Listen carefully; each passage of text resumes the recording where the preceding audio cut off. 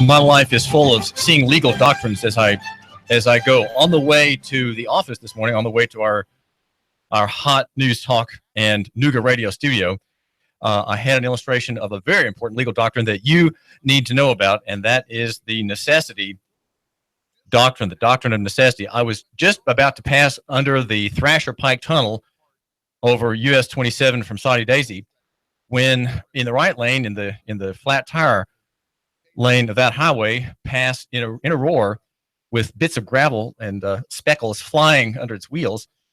A silver truck, its red blinkers flashing. It passed me. It passed others. It went on ahead in that lane over the creek, and then finally under the Thrasher Pike Bridge. And as I went over the hump as well, I saw him a moment later, much further ahead, having passed heavy traffic in that line. The lights flashing. Well, clearly, the man in that pickup truck had something urgent. Maybe his pregnant wife was in there. Maybe a relative who had a heart attack or an aneurysm was there, and he thought the best thing for me to do is just to rush toward Memorial Hickson, and maybe that's where he went. I don't know, but the doctrine of necessity is his defense. If he's pulled over or stopped or chased by the good people in blue, he has a reason for violating the law that he agreed to obey, and that is the traffic laws. Since he is in commerce and has a driver's license and has a vehicle registered in commerce, and abides by the insurance statute as well, the three legs of commercial government. He's in commerce, and so he ordinarily has to obey all those rules.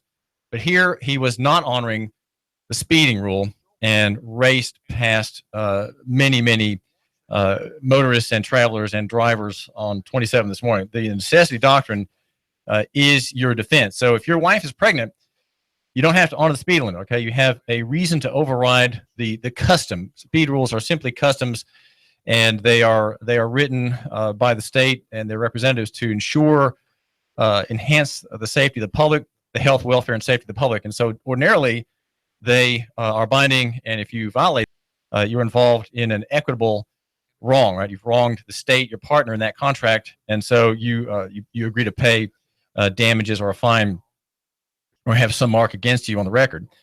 And that is why we honor the rules of the road to enhance the safety of others, right? To not increase the risk of others in their passage down the public right of way. So it is the necessity defense, and keep that in mind. That is always your defense.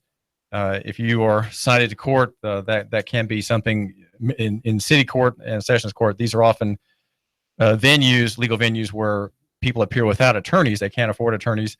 The matter is too slight to afford the $500 or $1,000 retainer fee or upfront money, and so they go it alone. And that is an important doctrine. Again, human necessity overrides the customs, which are the statute, right? The statutes these are not moral laws. These are customary laws. These are statutory positive laws, not moral in the sense of being sins, right? These are not common law crimes to violate speeding laws. Common law crimes include rape, murder, pillaging, theft, burglary, that kind of thing. Those are common law wrongs. They're mala in se, as we say. They're wrongs in themselves, and speeding laws are not wrongs in themselves. They're simply wrongs by prohibition. Wrongs, they're called mala prohibitas, writings that make these particular acts wrong. Well, this is David Tulis, and we are here at AM 1240 and FM 92.7. Do wish you a very pleasant, happy morning. We're thinking about Memorial Day and the honorifics that took place across the city and across the country yesterday, Monday, a day off for most people. And I even took a day off, and I got a lot of things done. Very glad to have had that time. I was let go for the morning, and we had an alternative, wonderful program in my stead. We argue here on the David Tulis Show that you should love your neighbor and buy local, and that near is better than far, and that small is way better than big and simple than complex. And down the footnotes where even there, the good people in Nashville and Washington will fight us, and Brussels, and Baltimore, and Chicago. They will fight us. They say just the opposite of what we say, and we stand firm in 5-point type, even in the footnotes in sans serif, probably Helvetica type. Personal is better than corporate, we argue, and physical better than abstract. Brought to you by Nooganomics.com, 800-8949, 800-8949. I've been thinking about court reform and writing a bit about it. If you go to Nooganomics.com, you'll see several pieces in the past few days that deal with the issues of court reform raised by litigation and court action here in Chattanooga in the past week. And I'm thinking I think probably the best thing that we have to consider today, aside from Adam Sanders's brief on the top of Nooganomics.com today. Adam Sanders is the attorney who specializes around the country in eminent domain. He has a brief, and we have what is for me a marvel, and that is a picture of a wreck, a downtown wreck and eyesore, which for me is always Freedom Towers. Parkway Towers I call Freedom Towers, even though a young man, I think, lost his life trespassing on that property and the floor fell through under him. It is a kind of a hazard. It's a hazard to one's sense of beauty and perhaps one's sense of proportion as one looks along the south side and travels along the south side and enjoys viewing the subsidized stadium there downtown. It is a blight, but it was saved by a Court of Appeals decision that said that Chattanooga failed to have a proper protocol in trying to condemn this land and building and take it from the owner who was a gold and silver dealer, a jeweler who had a smelting, also runs a smelting operation, melting down junk decorations for their real value, the gold and the silver. And we'll hear about that. So, but the things I've been thinking about that could be of benefit to you, my listener, touching the area of reform. And the idea of reform touches all the issues that are before the city council, especially one that's not before the council, but rising from the office of the mayor, Andy Burke, and that is the selection of a chief of police to replace Fred Fletcher, who will have been here 3 years in July when he departs his employment, and I think he can join the Tennessee Consolidated Retirement System dole. But though I think some officers are not, they have a private insurance system. But he'll be leaving, and the question is for you, my listener, and maybe even for you to ask about. Right, this is something that if you reside in the city limits, that you should ask your representative about, and see if you can have an influence on your council member to say that we in the city council, who represent the people, right? We represent the people in their as Rousseau would discuss it, in their general will. This, of course, is a kind of a fantasy, but this is one we hold to in our country, the Rousseauian theory of the general will. We represent the people and the general will, and therefore we want to have a chief of police who cares about the individual person, which means that he has a high view of the value of human life.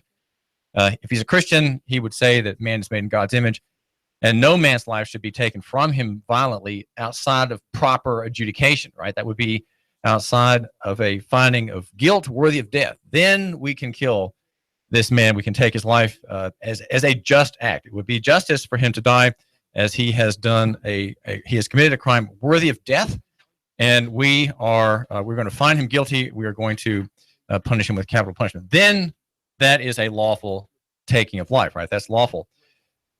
But we have in our day we have the Philando Castile case today, being the trial airing of a police officer who guns down a man in his car with a girlfriend in the front seat, a child in the back seat. The Philando Castile case, and that Castile case, that is a horrific example of the problem. That whole story of the armed officer effectively making war on the citizenry, especially in that town. That was what the press reported after his murder. The officer's not being tried with murder; he's being tried with second-degree manslaughter, and the officer's name is Jimenez, and he is facing a second-degree manslaughter trial starting today in Minneapolis. Well, the police chief that we have coming in Chattanooga, I would like to suggest should be a Pacific man, right? Like the Pacific Ocean, the great calm ocean. He should be Pacific. He should be about keeping the peace. If he has any authority at all, it should be about that. He should be a cop. That's right. Cop is not a bad word. Cop is a good word. It is short for citizen on patrol. That's where cops came from. They were citizens on patrol. But then in the progressive era, they became consolidated and militarized, and that function was absorbed by municipal governments and, you could say, special interests. And they took over that profession. And we had detective agencies such as the Pinkertons. The FBI replaced the Pinkertons, which did really a marvelous job looking out for property interests of mine owners and mill owners, and solving crimes. But in that era, cops became professional, and they became part of you might say, the nomenclature, the material of the modern state, the welfare and warfare state. And that is what they are today. They are part of the enforcement mechanism against the people. The modern state, almost by definition, works against its own people for the interest of the people who own it. Right? It's popular to call it now the deep state. I mean, you even find reference to that on our own Sean Hannity here at AM 1240 and FM 92.7. Even Rush Limbaugh talks about the deep state. The deep state first references were, I think, to Turkey back in maybe 10 years ago or so. That was kind of the first discussion of how the Turkish military ran the government from behind, and that ran the outward form of government, the legislative branch, even the presidency, from behind. And that is what we have here. We have that, and remember, President Eisenhower in his speech warned about the military-industrial complex, though he was part of it. And these are things that we're talking about today. These are appropriate topics for the relief, if you will, of Memorial Day celebrations. And so reform, the reforms that we're talking about, that I, your host here, David Tulis, look at, especially on courts. Courts and police. Courts and police are inimically, as they've come to develop, inimically against local economy. They're inimically against free markets, and as it turns out, they are inhospitable to the poor. They are against the poor. It is the poor people, such as Philando Castillo, though he was not a poor man. He was part of a poor class of people, and those would happen to be the descendants of former slaves. 800-8949, 800-8949. The chief of police needs to be someone who cares about the Chuck Wexler theory. Chuck Wexler wrote an important book. It's not a very long one. It's 150 pages. I tell you what, I'll send you a link to it. Just email me. Go to Nooganomics.com, become a subscriber, David Tulis, and send me an email. That's Nooganomics.com, a free subscription, by the way. That's a WordPress platform. Send me an email and ask me to send you a link to Chuck Wexler's report from July, I think it is, 2016. He is from the the Police Executive Forum. I think that's not quite the full name, but that's close. And he proposes reforms that are already in progress in other parts of the country. New York City, Camden, New Jersey, no less, in the armpit of New England, has these reforms. And guess what the result is? Saving American lives. We are saving American lives. More American lives are taken by police than by terrorists, by far. And so there's an internal phenomenon that conservatives are particularly blind to seeing. And I'll have you know, I'm not a conservative. I'm a classical liberal and a deacon. Right. So if I'm a deacon with a care for the poor and the infirm and the hungry and wait tables, as that's my job or God ordained me to do, then I can pass along information about this important area of restoration, a restorative work. Now that can be brought about by someone on the public payroll, and so here's my request. Here's my request, David Tulis, to you, my listener. What I think you need to do is ask your city council person to seek a candidate for police chief who is reform-minded. Has this candidate read the Wexler paper? And that paper, I can send you a link, by the way. Just send me an email, become a subscriber to Nooganomics.com, and just request me to send you that link, and I will. And you will get a lot. You'll learn a lot about how the world works. Now, there are some biases, perhaps, that are not totally in favor of the free market and constitutional government, but still, there's a lot benefit there in that report. Ask your city council person to seek a reform-minded candidate. Has that person read this paper? Okay, has that person read the Wexler paper? And I make mention of it at Nooganomics.com. If you go to that site, you'll see my review about prosperity. I connect a rise in prosperity in Chattanooga and Hamilton County to reforms and a police chief, a policing apparatus that is mindful of the value of human life. Is important to that. If we have no care about who this chief is he just someone who believes in community policing, right? Community policing is not enough. It simply is not a powerful enough salve or balm to the wounds caused, the corrosion, the flesh-eating corrosion, if you will, that's caused by the policing act, law enforcement against the common people, and often for commercial crimes. These are commercial crimes that are enforced. Look at go to Chattanooga.com or go to your right to know, the right to know page at the Times Free Press, and just see some of those faces and look at the charges. Look at the kinds of charges. Probably half are not common law crimes at all, like burglary or theft or assault. They're not common law crimes. They're paper crimes. They're crimes against the form of the state and the continuing enforcement of the state, that its peace and dignity and honor be upheld. And yet, just watch. Half of those cases are plea bargained down to nothing, and the state has one more soul in its grasp, and supporting a vast industry of hangers-on, corporate hangers-ons, and service hangers-on to the judicial industrial complex here in Hamilton County.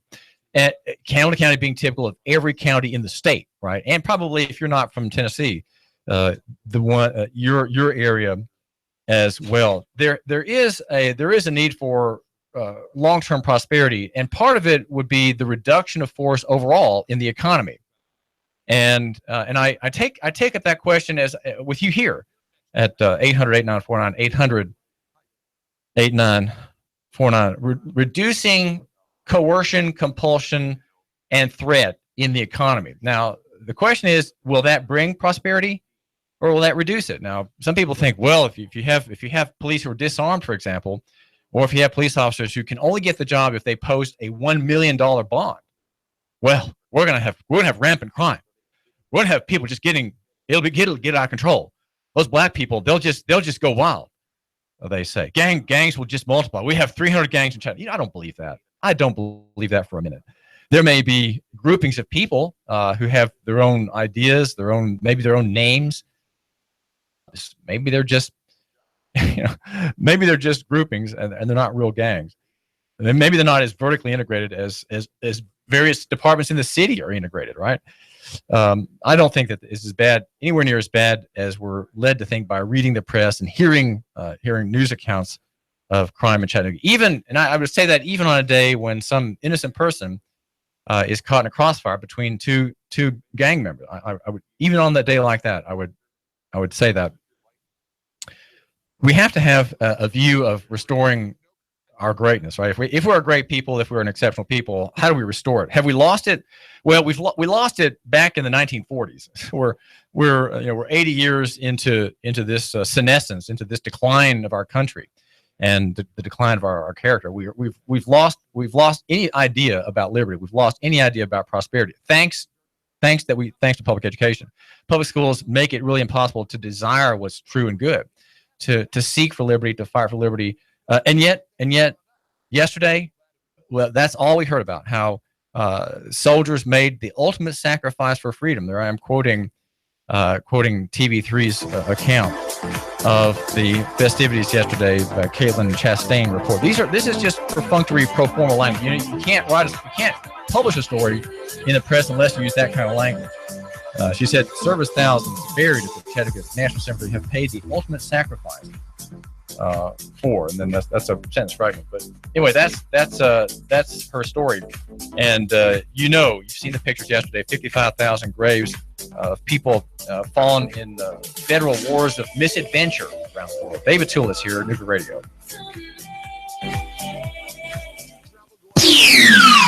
The Tennessee Valley's news, talk, and sports leader. Nooga Radio, AM 1240 and 92.7 FM. 3, 2, 1. Chattanooga Radio, AM 1240 and 92.7 FM's news now. A carjacking and a car chase ends in a crash on Dodds Avenue. Police say they had already gotten a be on the lookout call for a particular vehicle. When they spotted it, they gave chase, but the driver of the suspect vehicle sped away. Cops say after a chase, the car crashed into 3 vehicles on Dodds Avenue. Police say the car then came to a stop and 3 suspects jumped out and ran away on the sidewalk. Police then stopped them and arrested them. Unsanctioned counterfeit currency pops up again in Bradley County. This time, 2 suspects have their photographs plastered all over social media. Bradley County Sheriff's Office says the 2 used counterfeit $100 bills to buy prepaid credit cards at a Dollar General in Bradley County. We are now down to 5 candidates for the Superintendent of County Schools. Dr. Cupelli is still on the list of 5, but almost didn't make it. Final decision date is June the 15th. Russell Stroud, Nooga Radio News, now. In-depth traffic, news, and information. Mornings on Nooga Radio, AM 1240 and 92.7 FM. Expect some areas of fog to start out here Tuesday. Otherwise, partly cloudy. Just a slight chance of a late shower or storm. Not as wet. Highs lower 80s. Tonight, lows near 62. For Wednesday, a few widely scattered showers and storms will pass on through. Highs lower 80s near 85 Thursday. Get ready for Riverbend, June 9th through the 17th, featuring discounted admission at area Circle K locations, savings on tokens at Food City, with more information at riverbendfestival.com. And I'm Sourcine 12 Chief Meteorologist Patrick Orr on Nooga Radio, AM 1240 and 92.7 FM.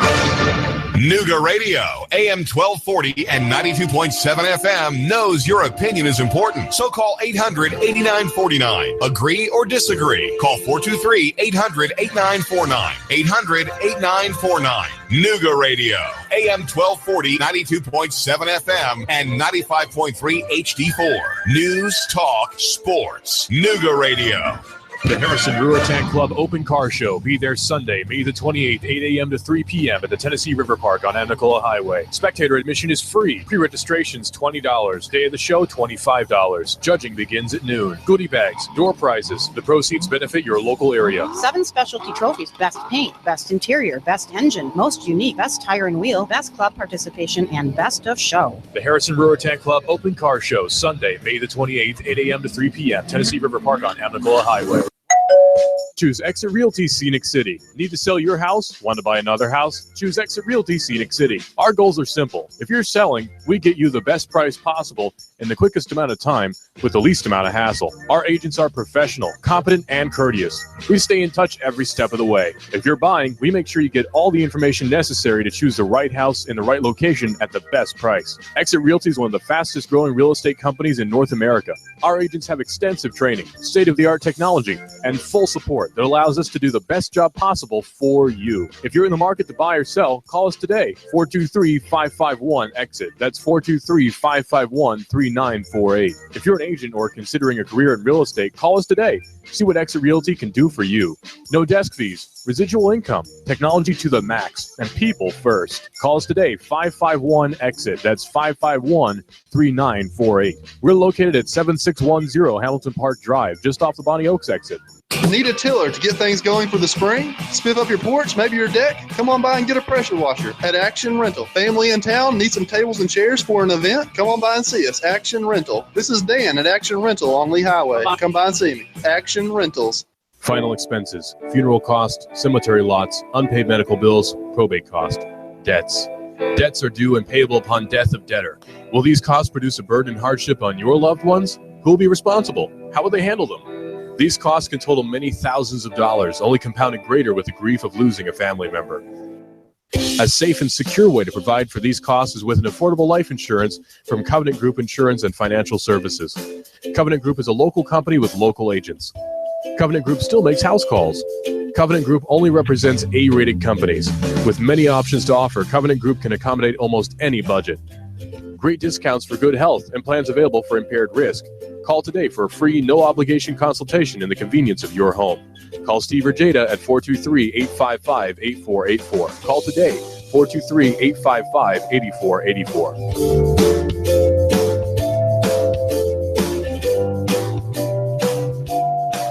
Got a $10 bill for you at the best paint store in Chattanooga. David here. Hi. Big savings right now on paint and stains. Chattanooga Paint and Decorating. More than a paint store. Ring up a can and keep that $10 bill. Save on select paints and stains at Chattanooga Paint and Decorating. More than a paint store. Pittsburgh, Porter, Glidden, Prolux, Olympic, Flood. $10 a can. Savings this week. Jim and his team are here to help and advise. And to help you hold on to your money. 5529 Hickson Pike. Chattanooga Paint and Decorating. ChattanoogaPaint.com.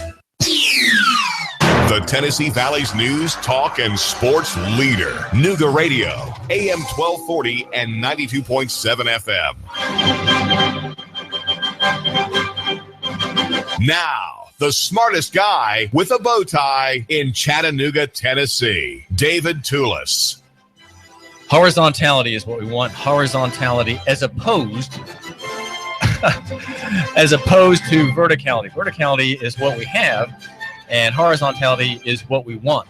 And the reason we have the vertical, the line going up, is that we live in a kind of a pyramidical society, a managerial society, an industrial debt-based commercial society where everybody's been turned into a corporation, and very few people know how to live as natural persons anymore. We're all corporations, we're all corporate bipeds.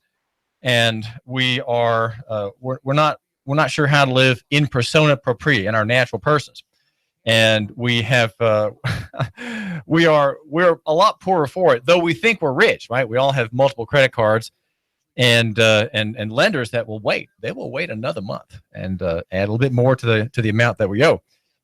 So we are people of account, right? We are people of account, and our accounts indeed are busy. That's verticality.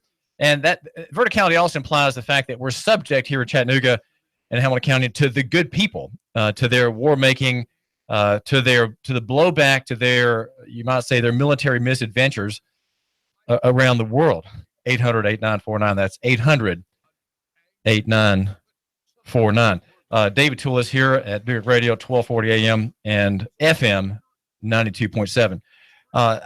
Part of the idea of having a prosperous city, as we are thinking about this, is raising the liberty quotient in our relationships, creating thereby horizontality, and reducing the compulsory component in Chattanooga and Hamilton County, which reduces the verticality. Right, over time, let's say over 4 generations, if we fight against the use of force, compulsion, coercion, state licensure, and taxation, if we fight against those things and say we can do it ourselves, we will have in 4 generations a horizontal society once again. Now, possibly we'll have the benevolent cataclysm that will be the end of national government due to bankruptcy.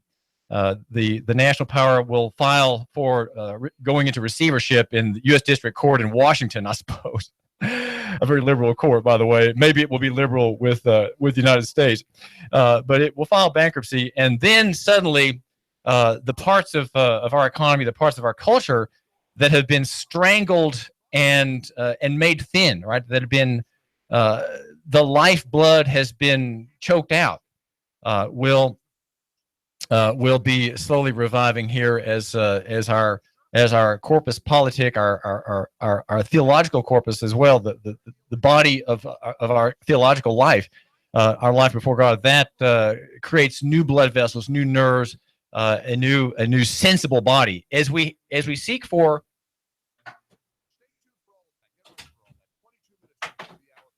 and work for a horizontal and free society. Part of having a free society is, as I say, reducing enforce, and therefore, I think we should speak in favor of Airbnb and what is promised there in the front page of the Times Free Press this morning, Zach Peterson has a story about Chip Henderson's move to his plan B, if you will, regarding an ordinance that would create a map, right? An ordinance based on a map where he would draw and have people lobby for or against being included in a new district, a short-term vacation rental district. The problem with Chip Henderson's idea is that it presupposes the wrong things about local economy, and it presupposes the wrong things about the free market. He is concerned about safety and security. Okay, if that's your concern, you will always, if that's your concern, safety and security, you will always oppose liberty. You will simply cannot allow liberty. You cannot allow the free market because somebody may be hurt. Somebody not hurt as in losing a limb or having being poisoned. We're not talking about that kind of injury, which would be a tort or a legal wrong. We're talking about an injury in the valuation of your property, right? That's the kind of wrong we're talking about. We're not talking about real wrongs. We're talking about perceived wrongs. So that's the safety question. And so because the people who dislike the idea of their neighbors being Airbnb providers, right? Their neighbors being part of that private network that lets strangers come and stay in your house and pay you for it while you're not there, or maybe while you're there. Maybe you have a part of your house that you're not using and you rent out that part. They come, you're part of the network, you vet them, they vet you. There is a self-assessment process where people fight to get good marks. That no one wants to get a bad mark on Airbnb because then you won't get further business, right? To have more business, you have to be well rated and well liked. So the Airbnb system allows for the best of people to rent and the best of people to occupy your house for a day or two or a week when you're not there, is part of the arrangement. It is a business arrangement, but you're using your house, which is for many people their major capital asset. You're using it to create a revenue stream, and good for you, very good. But now Chip Henderson and some members of the city council are concerned about safety and security. And Zach Peterson, in his page one story today in the newspaper, talks with some of those who have this perspective. For example, there's Cynthia Stanley Cash, a hyphenated last name there, from the North Brainerd Neighborhood Association. She's fearful of mini hotels, right? Your house has visitors, and it suddenly becomes a mini hotel, and she's concerned about safety. Okay, safety. All right. Okay. Then there's another party from Boyce Station Neighborhood Association, Corla Lanier, similar concern, and then another man quoted again by the Times Free Press, Corlin Kilpatrick, who's concerned about predatory buyers. Now, these are people who buy a house in your neighborhood, right? Your neighborhood. And they're not going to live there, but it's investment, and they plan to hire a manager, and the manager runs the Airbnb platform on that property. These are predatory. This is a reference to a man who lives in the old Glenwood neighborhood in the shadow of Missionary Ridge. And the problem that Chip Henderson faces is, okay, I have complaints about Airbnb, one property owner complaining about another property owner's innocent and harmless and private use of his land. Okay, that's what we're facing here. And Chip Henderson thinks that, well, we have to be concerned about that because it's a safety issue. Well, it's not really a safety issue, right? If there was a real wrong, an actionable wrong, that would be handled by litigation, right? That's what the courts are for. When there's a real injury, flouting of laws, high leakers, high Hillary, and their utter refusal to accept democratic outcomes they disapprove of have consequences. Sorry, David Tulis here with Nooga Radio, AM 1240 and FM 92.7. If we have an injury or a neighbor has a grievance against us where we have injured that neighbor, where we have caused a wrong, a loss, a monetizable amount of damage or physical damage, an injured person, we have someone who's been lost life or limb, or had an actual loss of money, then we have the courts to rescue and to bring peace between the neighbors, right, or among the neighbors. You have the court, and so what we're talking here about are not real wrongs. We're talking about perceived injuries, and the basis of these perceived injuries is this. Get this: the whole fact that we have zoning, the fact that we have zoning And designations such as R3 and R4 creates this jealousy. It is a kind of envy, a kind of jealousy that the opponents of Airbnb and the opponents of being in the district or not in the district are complaining about. Because we have zoning, let's get back further.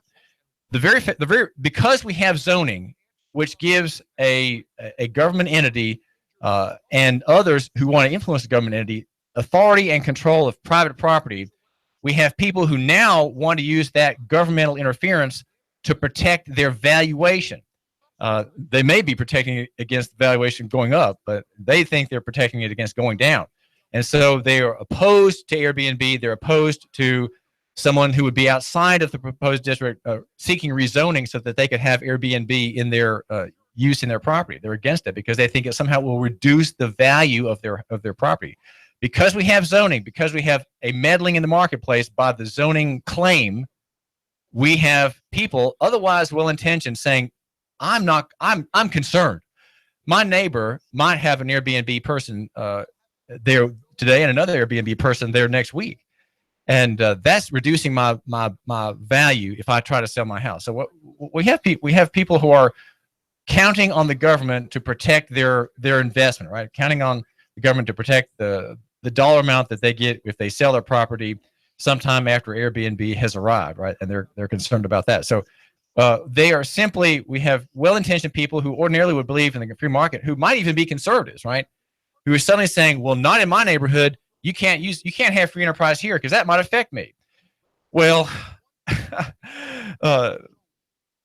the story, Zach Peterson's story, starts off with an interview with Olivia Karavatakis, rather, in Highland Park. She's a single woman and is a member of Airbnb. And she thinks that the district plan that Chip Henderson proposes is a compromise. However, it's really not a compromise. It's unconstitutional. And here's why. It's unconstitutional because it's arbitrary and capricious. Chip Henderson is trying to draw a map, right? He's got a map of Chattanooga, and he says, okay, we're going to draw a map since the whole city, since the council rejected having the whole city be open and having Airbnb through a special permit process, we're going to have a district. Now, a district is incredibly discriminatory because a district is a series of lines that make a box. Apparently, it would include most of downtown and one other area. But what if you're not included in that and you want to be? And what if you're included in it and you don't want to be in it? That shows that it's arbitrary and capricious. That is the standard in law of when something is unconstitutional. If it's unconstitutionally vague or if it's arbitrary and capricious, it can't stand and has to be thrown out. Zoning is unconstitutional. It should be thrown out. But it's funny, decades have passed and no one has challenged it substantively.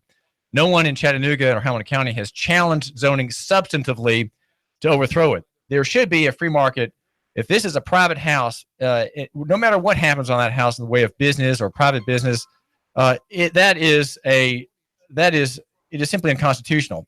And to have, it's no less constitutional or no more unconstitutional, or no less unconstitutional to have a map in which there's a line. On one side of the line, a man can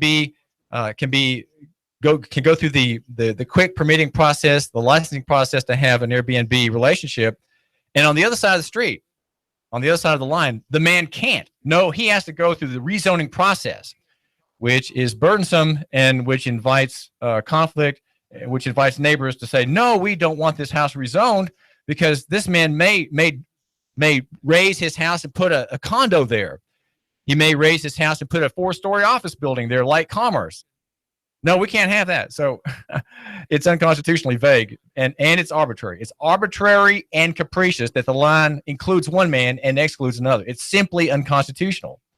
Now, I would hope that city council members would think that the Constitution does apply to them and not just the words of neighborhood association members such as Cynthia Stanley Cash or Cora Lanier at Boy Station Neighborhood Association.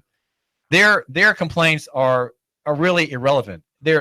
Because there's no injury they're complaining of, and there's no safety that Mr. Henderson, Chip Henderson, can create by having a district. There's no safety issue that is being solved. It is a pretentious argument that we have to have a district.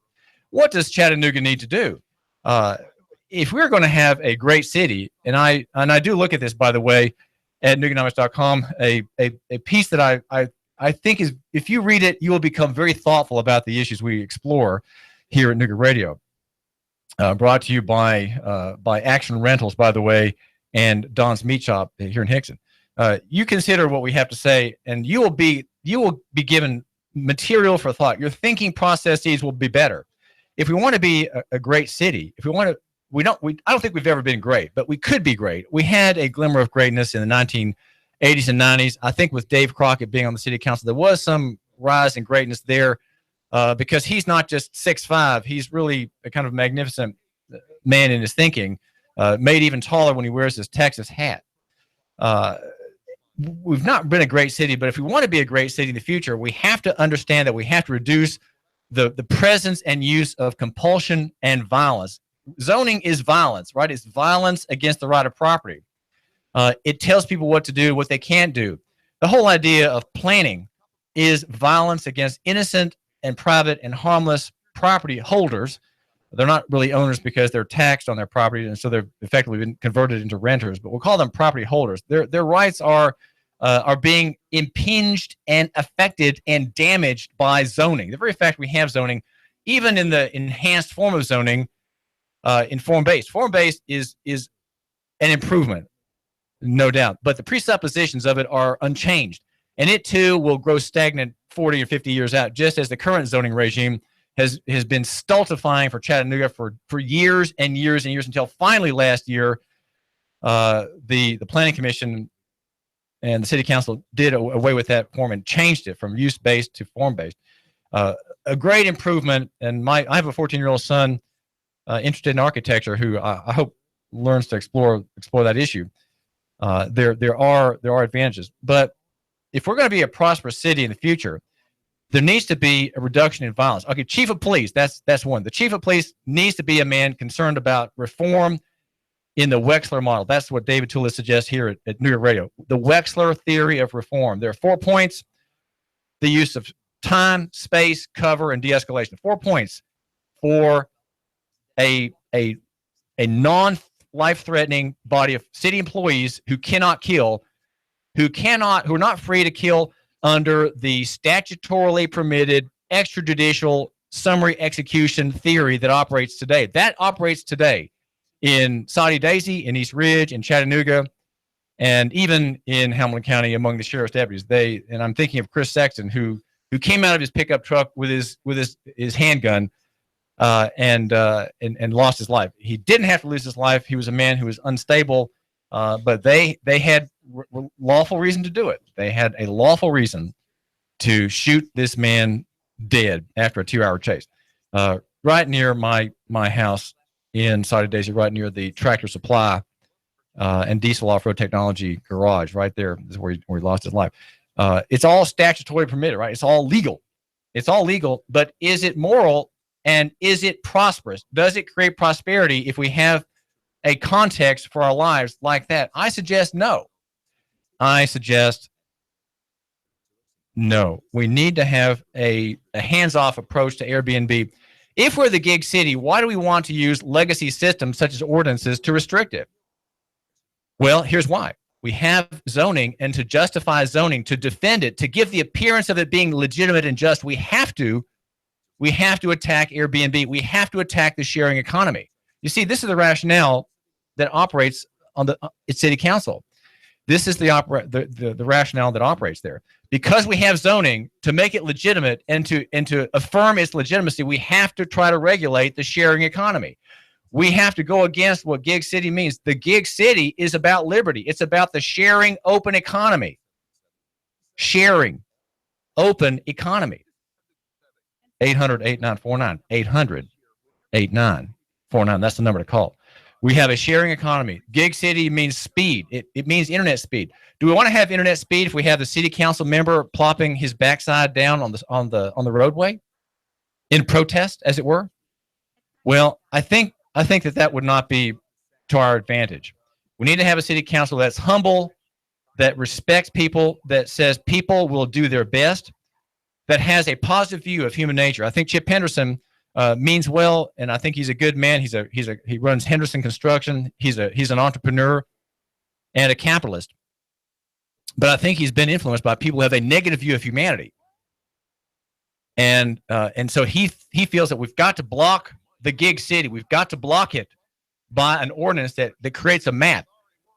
And of course, maps are a form of propaganda. Maps have always been used for propaganda purposes. If you have a map, then suddenly you feel like you own things. You can control things. Maps give people a sense of power. And he wants to have a map with an Airbnb district and then people outside the Airbnb district.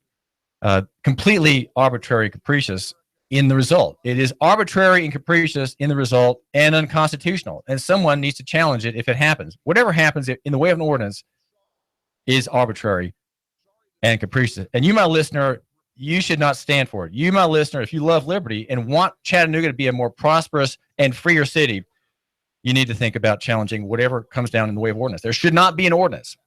So you see, we're getting back here to the rationale. We have to have an ordinance on Airbnb because we have zoning. And zoning requires it because there are people who are living in their Airbnb houses illegally, right? They're living in the gray market. There are about 500 properties involved in Airbnb right now, according to Zach Peterson's report. Almost all of them are in the gray area. In other words, they're in areas that are not zoned R4 and R3. And therefore, they're outside. They're outside the law. They're outside the zoning protocols, and we don't want that. So we've got to defend zoning by now attacking the gig city. Attack the gig city and defend zoning. Right? That's what the city council is thinking. You, my listener, you need to dissuade your council member from this line of thinking. Have him take a positive view, or her take a positive view of human nature. That people are generally good. That they want good relationships. If they're Airbnb people, they want to get a good rating from the customer, right? The customer is the renter. The renter wants a good rating as a renter, so he's going to do the very best he can. He's not going to go out and rape the neighbor's children. He's not going to throw stones into the neighbor's kitchen window. That's not going to happen. This is David Tulis. The Tennessee Valley's news, talk, and sports leader. Nooga Radio, AM 1240 and 92.7 FM. iBuyChattanoogaHouses.com, Chattanooga's premier house buyer. Do you have a house you need to sell fast? We are buying. Call us today. We are local folks. We will buy your house as is, no repairs needed. We will give you a cash offer and close on the day of your choice. Call us right now, 423-834-7321. Need to sell a house fast? We are buying. Are you experiencing one of these situations? Inherited a house you have no need for? Behind on your property taxes? Nightmare tenants making your life miserable? Too many repairs needed and don't have a desire to fix? Behind on payments and facing foreclosure? Recently divorced and need a way out of the house? Never really wanted to be a landlord and just want to cash out? Trying to relocate and need to sell your house? Do you need to sell a house fast? We are buying. No fees, no hassles, no repair costs. Close on the day of your choice. Our process is simple. Call us today. We inspect your property right away. We make you a fair cash offer. We close on the day of your choice. Call us today, 423-834-7321. Visit our website, iBuyChattanoogaHouses.com. Call us today, 423-834-7321. iBuyChattanoogaHouses.com. He stole out so much cash, such a huge mountain of cash, that he's become a national star. Rick Davis, you know the story. Cash, cash, cash, and more cash. People can't believe it. They want to see it. And now Rick Davis has a new TV show. National TV, USA and Canada. He's got the gold and silver, diamonds and rings. You get dizzy just thinking about it. Rick's selling. Rick's buying. Cash, cash, cash, and more cash. And now a mountain of cash catching the Hollywood spotlight. You know where it is. Brainerd Road. Rick Davis, Gold and Diamonds. Cash, cash, cash, and national TV cash. That's really big. Everyone wants to see it. Money flying out the door. Rick Davis is America's jeweler. It's better than Hollywood. It's right here. Cash, cash, cash, and more cash. Rick Davis, Gold and Diamonds. Brainerd Road. You love me. You really love me. Are you shovel ready, ready to build a house, but you're not a builder? Are you shovel ready? Michael's Homes is ready to bulldoze its way to a solution for you. You have ideas on what you want in a house, but you're looking for someone to bring your ideas into a plan and turn your plan into a house. Michael's Homes, custom builder. Michael's Homes has lots available at a new subdivision, River Bay Estates, that's Harrison. Maybe River Watch in Saudi Daisy. Choices galore, lots, houses, beautiful homes all over Chattanooga. The Canyons, Hickson, Crystal Brook, Appison. Drive in, take a look, consult with us. We build on your lot or ours. Homes-Chattanooga.com. Call 423-413-9929. It is Eric Jones hard into the outside wall, and they are still 3 and 4 wide. It looks like we're racing at Talladega. Caution flag is out. It looked like Denny Hamlin was trying to get by Ricky Stenhouse. Got into the back of Ricky at the line. Man, that's a close one. Matt Kenseth wins stage 1. Green checkered flag is out, and Brad Keselowski has won stage 2. Dale Earnhardt Jr. into the wall. That will bring out the caution. Caution waving once again. And again, it's Dale Earnhardt Jr. involved. Oh, trouble. Ty Dillon has gotten turned to the inside of the racetrack, and Clint Boyer is just nailing him. Matt Kenseth falling back, the field storming by. Something wrong. Now we see sparks from Kenseth's Toyota. Larson chucks him off, coming off turn number 2, nose to tail. Now it's Logano to the high side in 3. Joey Logano, a winner here at the Richmond International Raceway. Here at Live on Chattanooga's official NASCAR radio station. Nooga Radio, AM 1240, 92.7 FM. The voice of NASCAR. The Tennessee Valley's news, talk, and sports leader. Nooga Radio, AM 1240 and 92.7 FM.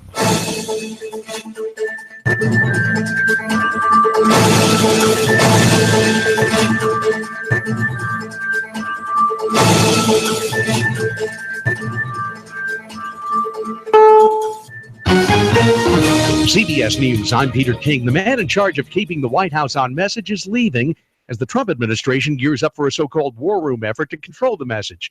Correspondent Stephen Portnoy is there. Mike Dubke was not a native to Trump world. He was an establishment figure, closely aligned with Karl Rove, brought in February to help Sean Spicer run the White House communications effort.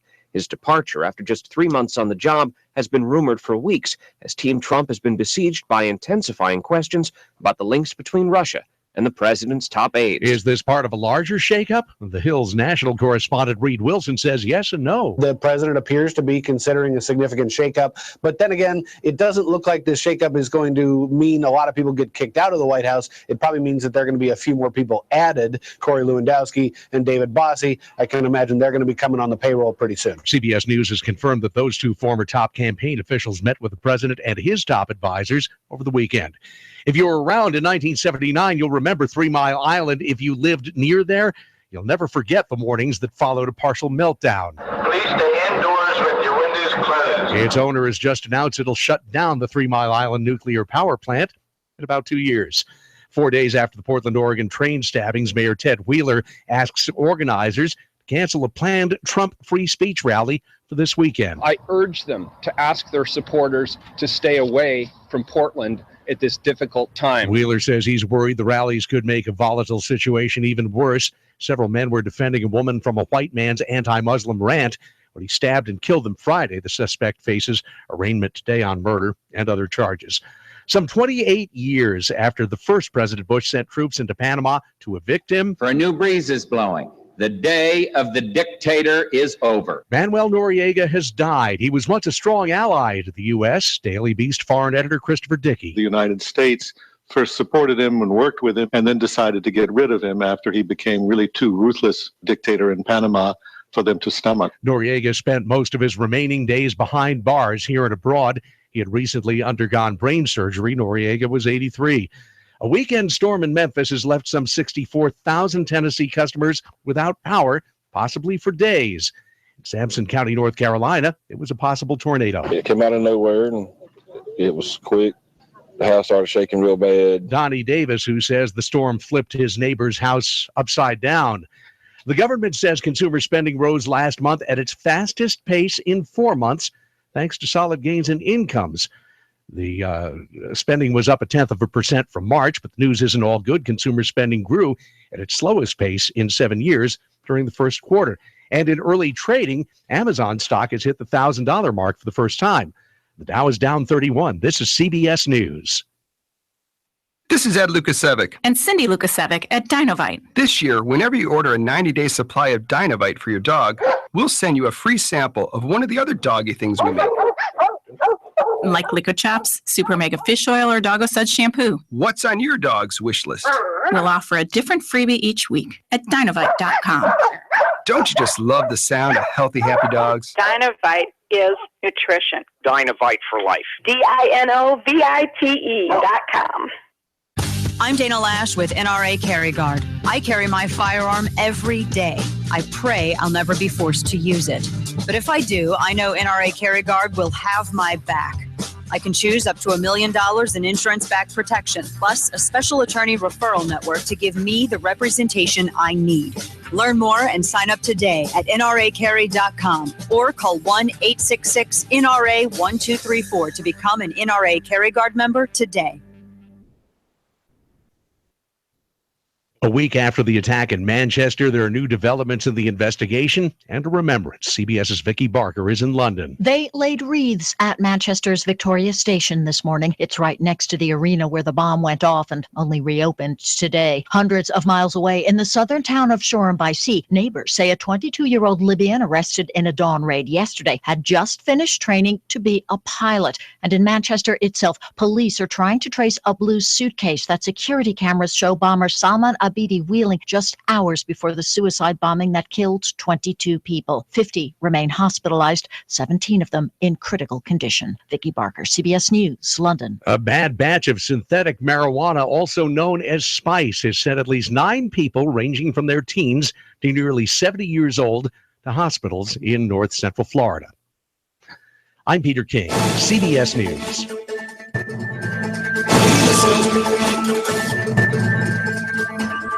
Expect some areas of fog to start out here Tuesday. Otherwise, partly cloudy. Just a slight chance of a late shower storm. Not as wet. Highs lower 80s. Tonight, lows near 62. For Wednesday, a few widely scattered showers and storms will pass on through. Highs lower 80s near 85 Thursday. Get ready for Riverbend, June 9th through the 17th, featuring discounted admission at area Circle K locations, savings on tokens at Food City, with more information at riverbendfestival.com. And I'm Soar Sheen 12 Chief Meteorologist Patrick Hoare. On Nooga Radio, AM 1240 and 92.7 FM.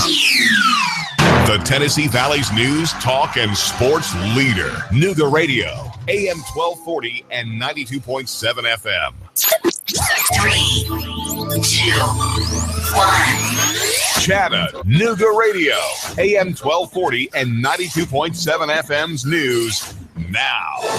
A 32-year-old man accused of living with a 17-year-old woman, and she says her child is his. Her child was born back in May the 4th, and she listed Eppert, the accused, as the father. Mr. Eppert now charged with aggravated statutory rape. Clayton Brock indicted by a grand jury on a charge of selling heroin. A 24-year-old from Saudi Daisy is now facing 3 heroin-selling counts, possession of a controlled substance, and possession of drug paraphernalia. Fire crews rushed to put out a fire on Dodson Avenue. The 2 tenants of the building were a car repair garage and a cell phone store. Damages are estimated to be over $155,000, according to Captain Suttles from the fire team. It took over 20 minutes to control the fire, and firefighters had to be pulled back because the blaze was so hot. $8.4 million. That's how much they say it will cost to rework Miller Park. Construction will be moving forward soon. Russell Stroud, Nooga Radio News, now. In-depth traffic, news, and information. Mornings on Nooga Radio, AM 1240 and 92.7 FM. Nooga Radio, AM 1240 and 92.7 FM knows your opinion is important. So call 800-8949. Agree or disagree? Call 423-800-8949. 800-8949. Nooga Radio, AM 1240, 92.7 FM, and 95.3 HD4. News, talk, sports. Nooga Radio. Now, the smartest guy with a bow tie in Chattanooga, Tennessee, David Tulis.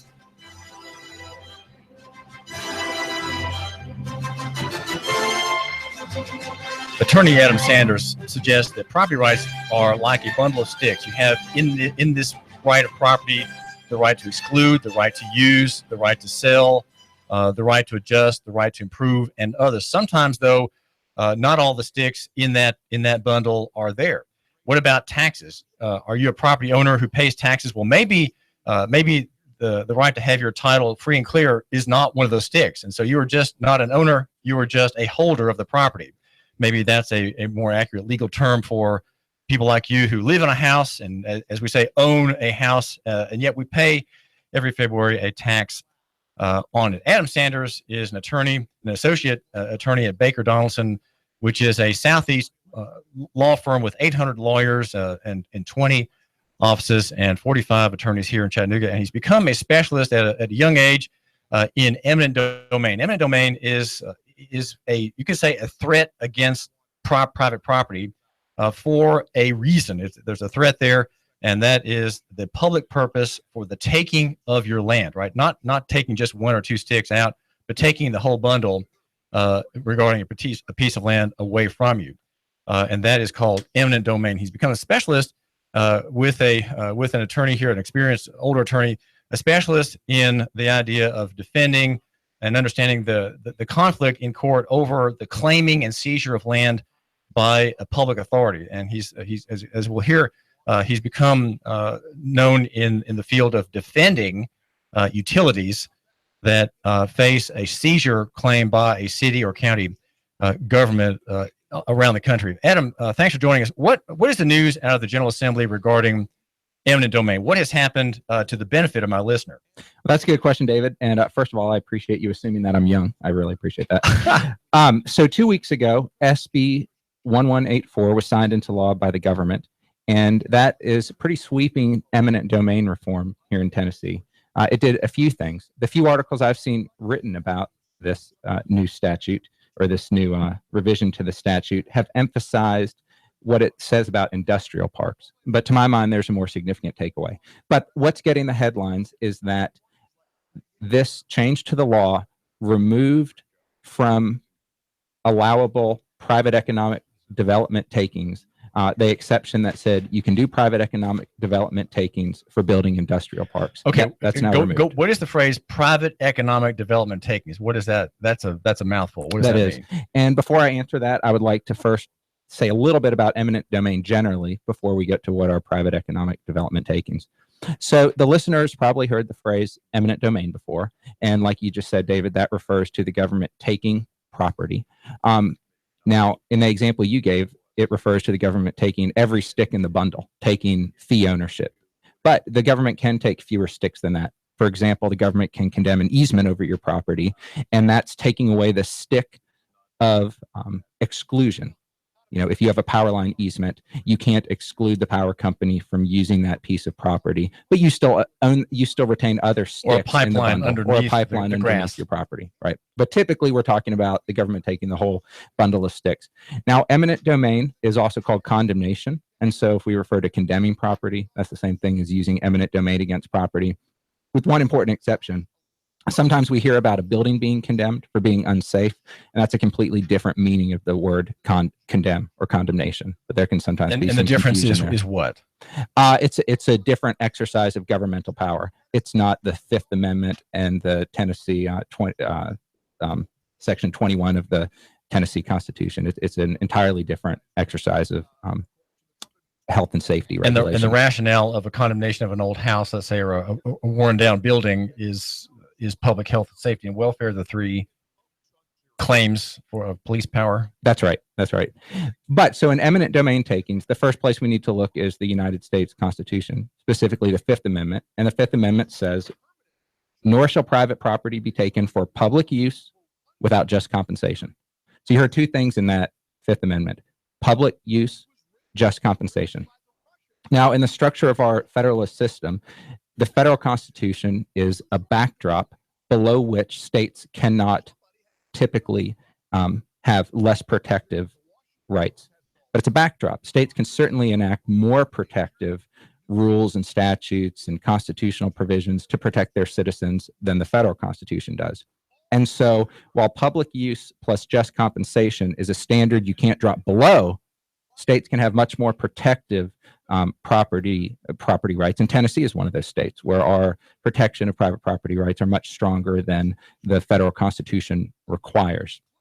Well, speaking generally, speaking apart from the recent development in the General Assembly, how is Tennessee above the minimum floor in the federal Fifth Amendment? How is that we're not at the base of the problem? Sure. Well, one way we're above the base is that the United States Supreme Court has said the Fifth Amendment allows a type of condemnation called private economic development takings.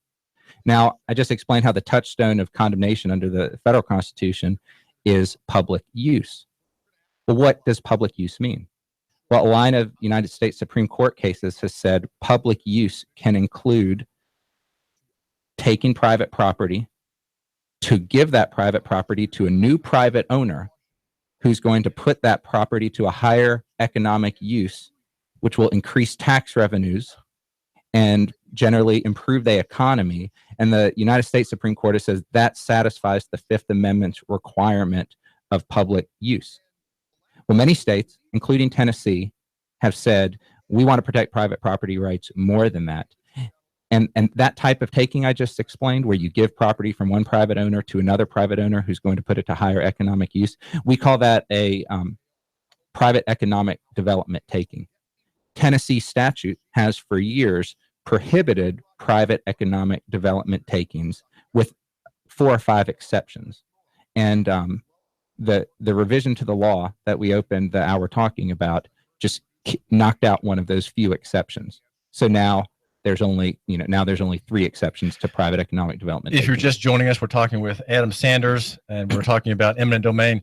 And Adam, you're saying that Tennessee's protections of private property are greater than the minimum and also greater than the recent federal court developments. So what happened, just briefly, what happened in the General Assembly, and what are the other protections that remain or that exist on behalf of private property?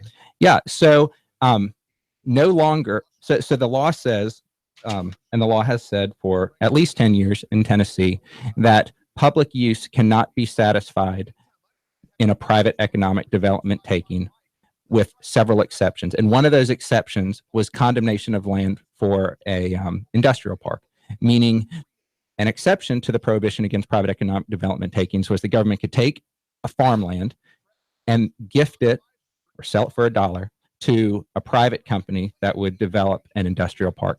No longer is that allowed. So that's gone. There's some, from my perspective, even more exciting things for property owners that this change to the law did, though. One thing that it did is the law now allows any property owner in a condemnation action to be reimbursed for his reasonable costs of appraising his or her property and hiring an engineer for engineering studies on his property. Before this change 2 weeks ago, one would only get reimbursed for his appraisal costs if the government abandoned the taking midway through, or if the court ruled that the taking was unlawful. Now, a property owner can recover his appraisal fees no matter the outcome of the case. And from my perspective as a practitioner, that's extremely significant, because appraisals, depending on the property, they're typically not less than $1,000. And if it's a commercial property or a plant, it could be many, many thousands of dollars. And that's often an obstacle that induces property owners to simply accept the first offer that they get from the government. So people who know that they'll have expenses, they'll have engineering expenses and appraisal expenses, they say, boy, I don't think I can afford $8,000 that I might need to have an engineer look at the land, or my building and lot, or an appraiser. I don't think I can afford that, so I'm just going to give in. That they will surrender. So now you're saying that they will have they'll have reimbursement even if they lose. Right? Even if they lose, that's correct. And of course, that reimbursement will be on the back end, and so they still have to front the money to hire the appraiser. But in my experience practicing in several states, and I'm certainly not an expert in every state's law, and wouldn't even call myself an expert in Tennessee, but I haven't seen other statutes in other states that allow your reimbursement of appraisal fees regardless of who wins the So you're case. saying, Adam Sanders, this may be, as far as you know, a first in the country. It may be. To reimburse the victim, if you will, of eminent domain for appraiser and engineering fees. Well, what about my listener if he's facing an eminent domain proceeding? What about his attorney's fees? What about those? Well, attorney's fees are significant. They're usually higher than appraisal fees. A few things to say to your listener. One, many attorneys will take eminent domain actions on what we call a contingency, meaning if they lose the case, they get nothing, and if they win the case, you pay them typically, say, 40% of whatever that attorney gets you above the state's initial offer to you. So that delta, they would take a piece of it. At Baker Donaldson, I typically represent larger corporate clients in eminent domains, and so we typically don't do contingency. We typically do by the hour. But so that's one thing to note for attorney's fees. Many attorneys will take a condemnation case on contingency. So tell the story. Okay, my listener, he's facing a condemnation for eminent domain. He engages an attorney, and the relationship is define what's said in that meeting. Yeah, when I'm contacted by a client who typically says, "Hey, I just got a letter in the mail from TDOT, the Tennessee Department of Transportation. They say that they're widening the road in front of my home, and that a strip of my property is going to be taken, and they've offered me $12,000. What do I do?" Well, the first thing that I recommend they do is engage our firm. And the first thing that we want to do is to hire an appraiser who will look over the state's appraisal, determine if it's reasonable, and will conduct his own counter appraisal if necessary. Now, sometimes, give the state the benefit of the doubt, sometimes their appraisals are quite reasonable, and it's not uncommon that I advise a property owner that they should accept the government's offer, that it's a fair offer for this small strip of property in their front yard that will widen the road. And often the road widening, frankly, brings benefits to the property owner. But if we think there are serious defects with the state's appraisal, and if our appraiser has identified problems, maybe the state's appraiser did a very poor job looking for comparable properties. They really lowballed the offer because they looked at poor comps, and our appraiser can show why that's the case. Well, then we begin a negotiation process with the state. We try to settle it outside of litigation and say to the state, look, here's our appraisal. It shows what specific flaws are in your appraisal, and we'll settle the case for X amount of dollars. So the state offered $12,000, and your appraiser suggests it should be $20,000. So that would be $8,000 more. Yeah. Or here's a real world example from a few years ago, and I won't say the client, but there's a large road widening project going on, and the state offered $130,000 for the strip of property that they would be taking at a corner lot. So they would be taking strips along two axes. They offered $130,000. Our appraisal appraised the taking at about $300,000, and we ended up settling for $260,000. So we doubled the client's recovery through negotiations. And the fee that the contingency fee that the client pays is typically, you say, 40%. Typically 40%, maybe a third. Now that's of the delta. So in that example I just gave, we improved $130,000 of value for them, so they would pay a third or 40% of that. Well, this is David Tulis. Thanks for joining us here at Nooga Radio. We are AM 1240 and FM 92.7 live on Facebook at Nooga Radio, and live also on YouTube at Hot News Talk Radio.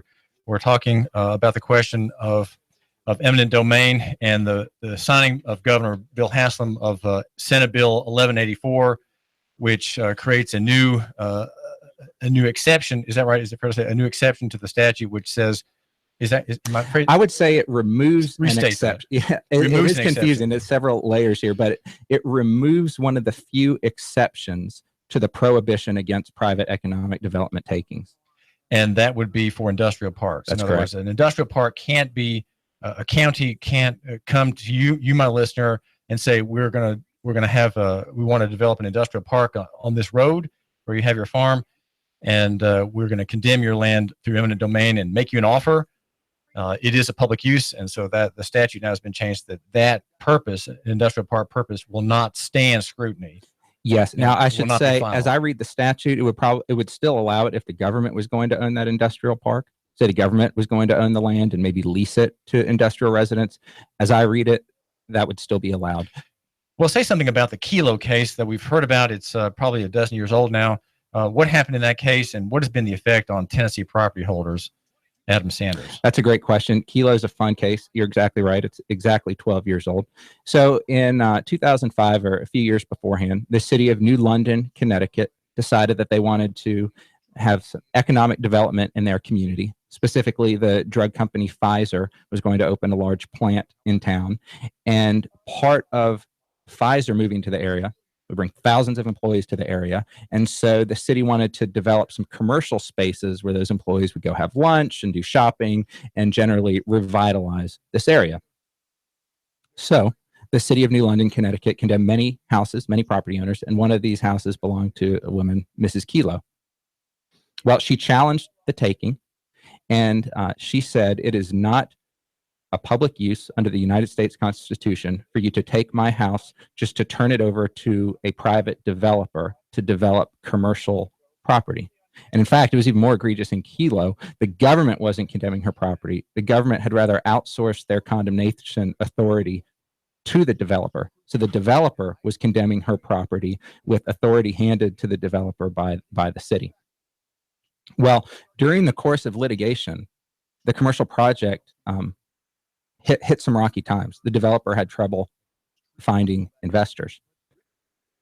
Moved to 2005, the Supreme Court case, and in a 5-4 decision, Ms. Kilo lost the case. And so that in 2005 is when the principle was established that for purposes of the federal Constitution, it counts as a public use to take private property to give it to another private property owner for economic development.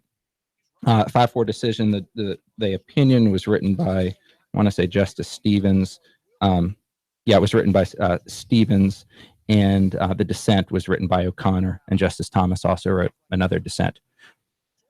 Well, that caused a backlash in many states. You'll recall earlier in our conversation, I explained that the federal Constitution is just a backstop. States are totally free to have more protective property regimes than the federal Constitution requires. And so many states did just that. So although Kilo was a blow for private property rights, it's probably been a net good because of how many states have consequently enacted legislation like we have in Tennessee that says private economic development takings do not satisfy Tennessee's public use requirement. It may satisfy the federal constitutions, but it doesn't satisfy Tennessee's. In a nutshell, Adam Sanders, how are Tennessee's laws better than the Constitution? What are the areas where they are better? Well, one is that we have many limitations on private economic development takings, and the federal Constitution has virtually no limits on private economic development takings. For another, we just discussed that in Tennessee, you can get reimbursement of your appraisal and your engineering fees. The federal Constitution does not require that. For another, in Tennessee, if the government abandons the case or the court finds the government doesn't have authority to take your property, you can get your attorney's fees. Now, one way Tennessee law is worse than many states is most states, at least in my experience, most of the states where I've tried cases have said, if it goes to trial and the property owner gets a higher verdict than what the state offered or the condemnor offered at the beginning of trial, if you, property owner, get a higher verdict, the state has to pay your attorney's fees. In Tennessee, that's not the case. In Tennessee, the government can offer you $100,000, you go to trial, the jury gives you $200,000. You do not recover your attorney's fees from the state in that case. So that's how high could those fees go? It truly depends on the nature of the property. Like you said when introducing me, I mainly represent corporations, privately owned utility corporations, when governments are condemning them.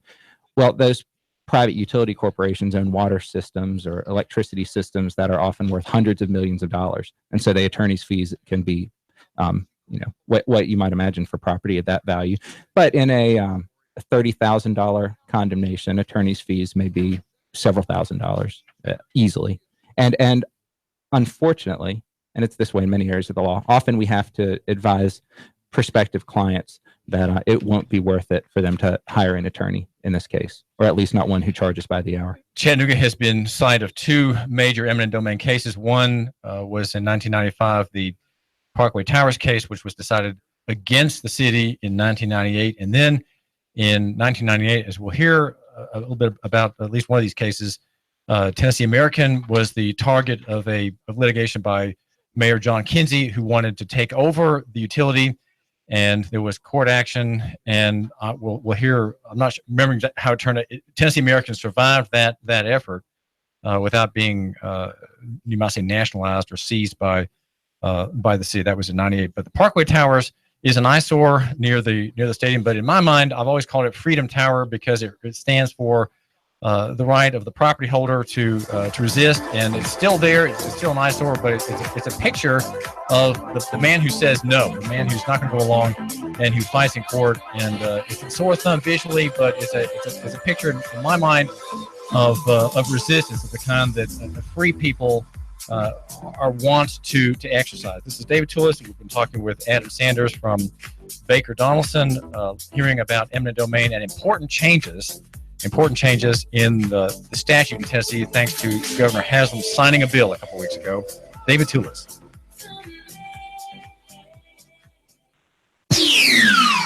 The Tennessee Valley's news, talk, and sports leader. Nooga Radio, AM 1240 and 92.7 FM. 3, 2, 1. Chattanooga Radio, AM 1240 and 92.7 FM's news now. A 32-year-old man accused of living with a 17-year-old woman, and she says her child is his. Her child was born back in May the 4th, and she listed Eppert, the accused, as the father. Mr. Eppert now charged with aggravated statutory rape. Clayton Brock indicted by a grand jury on a charge of selling heroin. A 24-year-old from Saudi Daisy is now facing 3 heroin-selling counts, possession of a controlled substance, and possession of drug paraphernalia. Fire crews rushed to put out a fire on Dodson Avenue. The 2 tenants of the building were a car repair garage and a cell phone store. Damages are estimated to be over $155,000, according to Captain Suttles from the fire team. It took over 20 minutes to control the fire, and firefighters had to be pulled back because the blaze was so hot. $8.4 million. That's how much they say it will cost to rework Miller Park. Construction will be moving forward soon. Russell Stroud, Nooga Radio News. Now. In-depth traffic, news, and information. Mornings on Nooga Radio, AM 1240 and 92.7 FM. Expect some areas of fog to start out here Tuesday. Otherwise, partly cloudy. Just a slight chance of a late shower storm. Not as wet. Highs lower 80s. Tonight, lows near 62. For Wednesday, a few widely scattered showers and storms will pass on through. Highs lower 80s near 85 Thursday. Get ready for Riverbend, June 9th through the 17th, featuring discounted admission at area Circle K locations, savings on tokens at Food City, with more information at riverbendfestival.com. And I'm Soar Sheen 12 Chief Meteorologist Patrick Hoare on Nooga Radio, AM 1240 and 92.7 FM. I have the best steak selection in town. Name of the business is Don's Meat Shop, and I'm Donnie Raines. Just ask for Donnie. I make over 20 different types of sausages. Most of them are great for grilling. We have the best selection, best quality. We have the hard-to-find items. Don's Meat Shop. When my brother and I opened the first Jets Pizza, we believed if we made the best pizza, customers would find us. So we made fresh dough each day, used fresh toppings, and premium mozzarella cheese. 300 plus stores later, we still do. Try Jet's famous 8-corner pizza with premium mozzarella cheese and 1 topping, now just $11.99 for a limited time only. Jet's Pizza, the best pizza in town. 3600 Hickson Pike. Life is short. Eat better pizza. Let's get Jet's.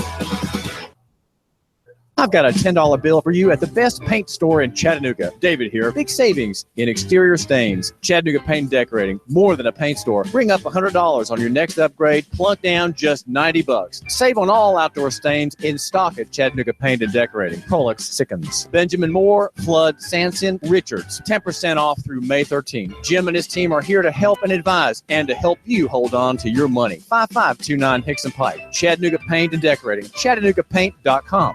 And now to our reporter in the field.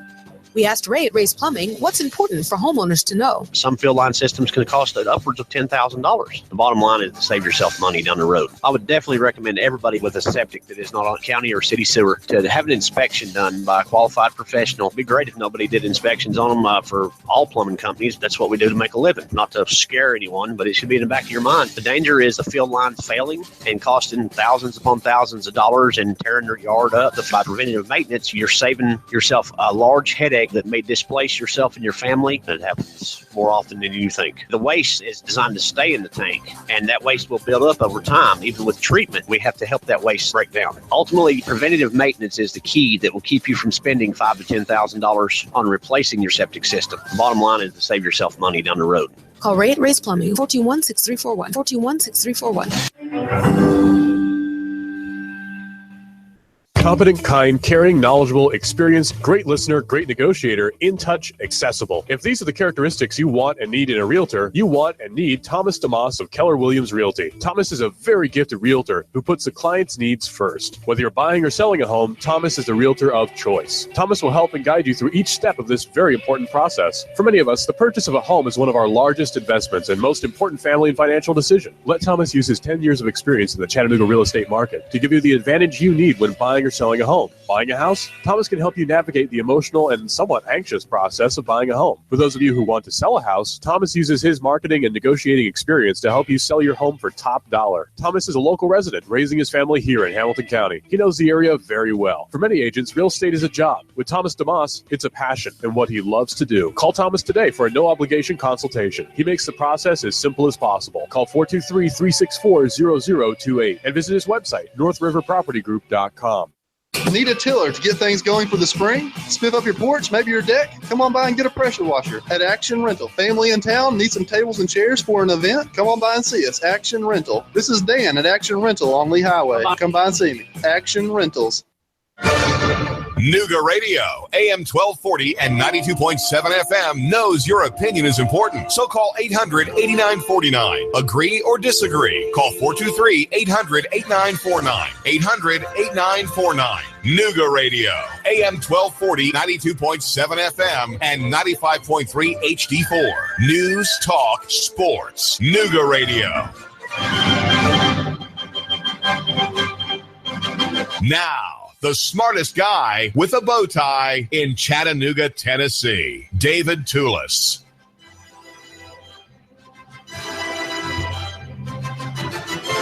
Here I am adjusting my bow tie, trying to be the smartest man with a bow tie in Chattanooga. That leaves hope for you, my listener, who doesn't wear bow ties. You, with an open collar or your regular tie, can be smart too. Just tune in for a few minutes every day, or to our program here, David Tulis at Nooga Radio, or read the website for the man who matters, Nooganomics.com. I suggest you subscribe, and that way you won't miss anything that we have out there for you. And in the direction of liberty, in the direction of, you might say, rebuilding, maybe even reconstruction, things that are broken down and failing, systems that are broken. How do we restore America? How do we retain and attain again self-sufficiency? I think we have to think in terms of multiple generations.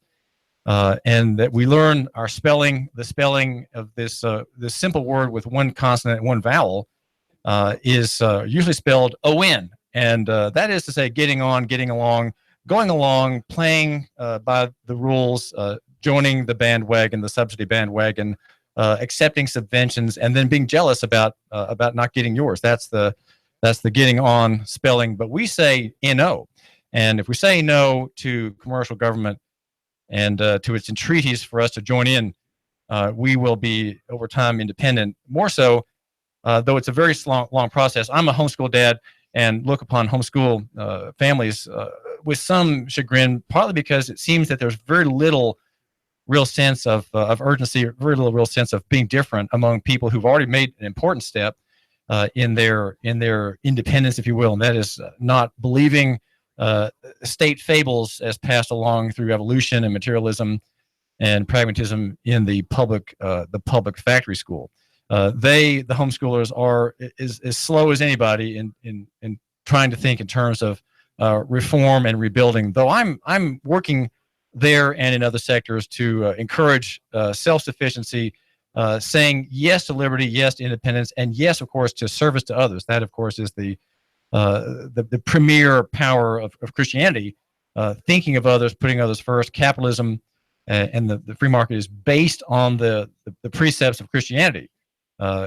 Capitalism is based on Christianity, which requires every person, adherent or not, to look out for others, to die to oneself, as it were, and favor the stranger, even the enemy, favoring the enemy. That's a remarkable proposition. We're talking with Adam Sanders, who's an attorney at Baker Donaldson and has become specialized with his mentor leading the way, specialized in the property rights as challenged by eminent domain. Eminent domain is the idea that government, you have a domain that's there, and government has a domain that's eminent over yours. In other words, it's bigger than yours, higher than yours, and can, if need be, wash over yours and obliterate your claims to property.